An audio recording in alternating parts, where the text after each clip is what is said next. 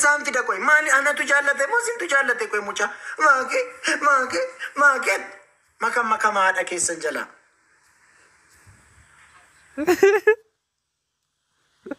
Eessaan fida.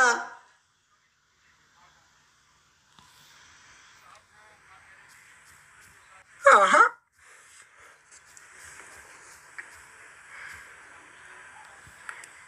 Yeroo tokko deebiseen bilbilaaf achi booda foonaa dhaqoo dhiiseen isinii ba'a. Ammas yeroo tokko nan dawwala amma boodan kaastu taanaan isin deebistanii maakii naan jettu taanaan dhiiseen isinii ba'a.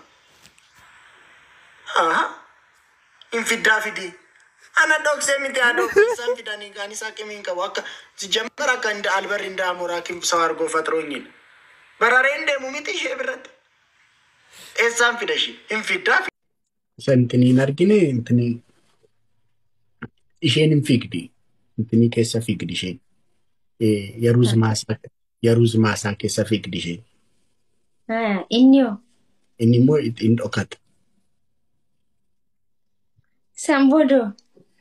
Achi luka ishee qab godhee kuffisa.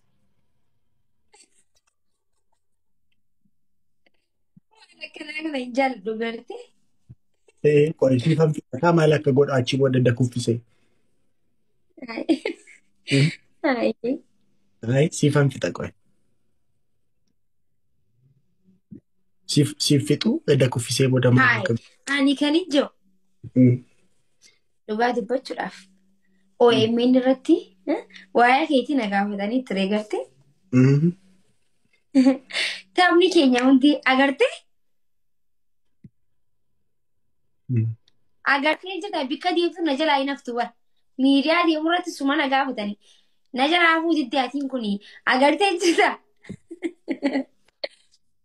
Agartee akkam maal si dhagaamere. Dasitaa. Kireemellaa dessaa maal fitti bitatirre.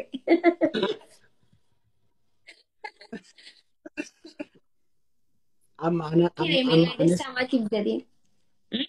Amma neekisti dhufu Faanaa TV irratti qaba intarviiyuuna waa'ee kee na gaafachuun isaa ni nafu. Faanaa TV na isuma dhugaa dubbachuudhaaf maqaa hayyaas hin kaasu. Hin kaasu na gaafatu.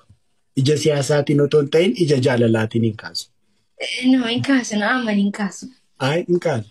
Ati ija kaasu na amani kanaati beeka. Anis na beeka kan hin kaasu. Ija jaalalaatiin hin kaasu. Ati ija siyaasaatiin waan ilaalteef. Gaaffii garuu ija siyaasaa akkas godhishi. Dhiifii gaaffii. Nafaan yeroo haasuuf ija siyaasaa akkas otoo goote. Akkana. Akkam?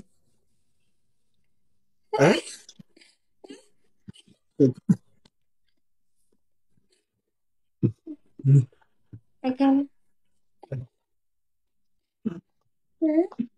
Akkasii fi wayyuu. Nama 3,000 jira.